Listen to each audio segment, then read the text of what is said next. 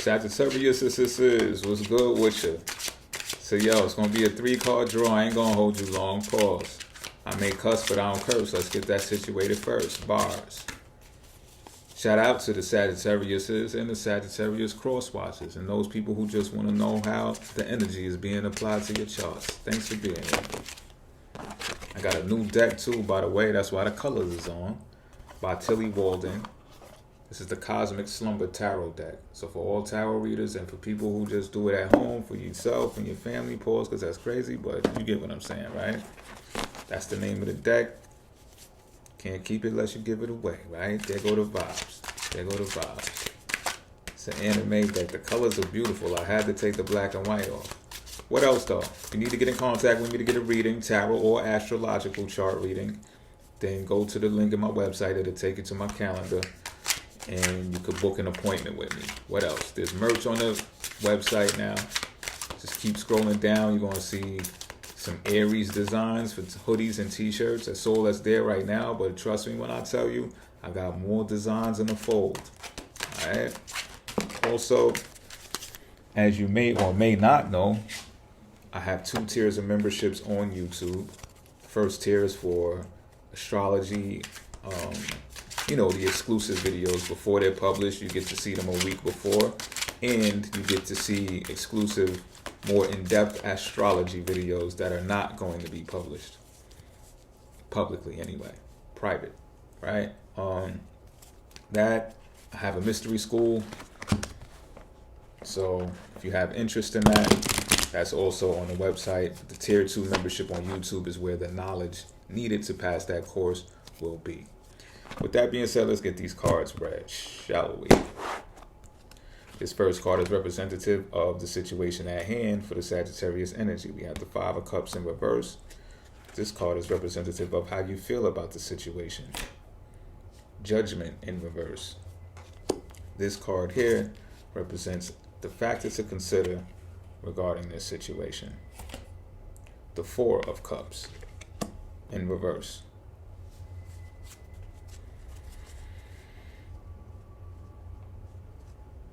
Okay. What I get from this is that you are aware that judgment is at hand right now.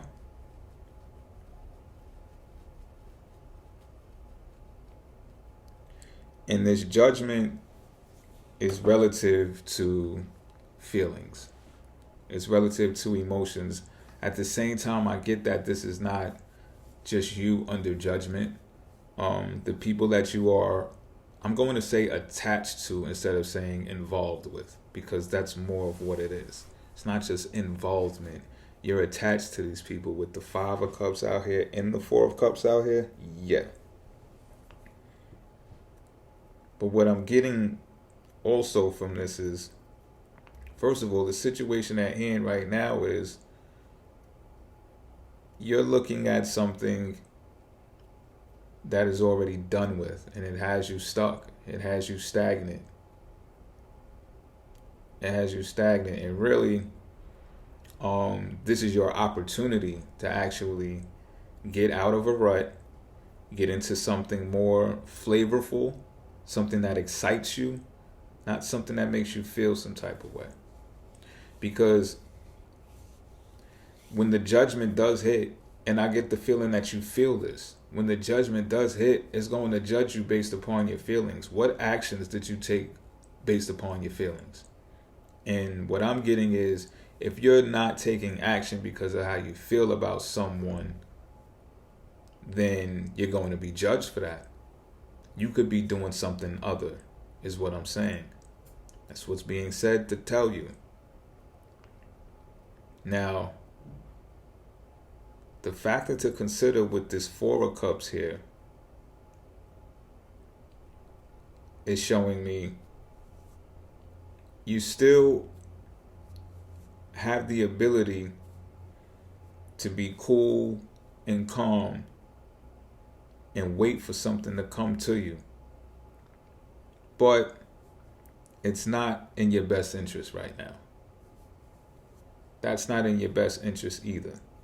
Because the more you wait and you contemplate and think that, something else is going to be better, that's coming along, or whatever the case may be, again, you're going to be under judgment for that. This is something you already know, though. This is something you already feel. This is not something that you're unaware of. You actually feel this in your gut. And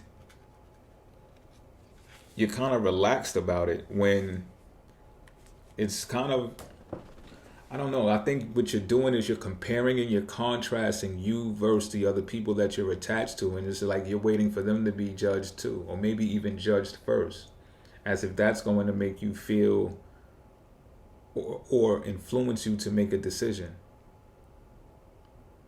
in some type of way.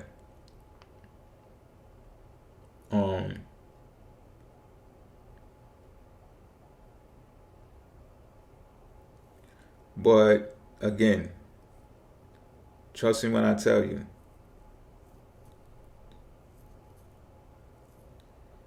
what you need to do here is fill your own cup.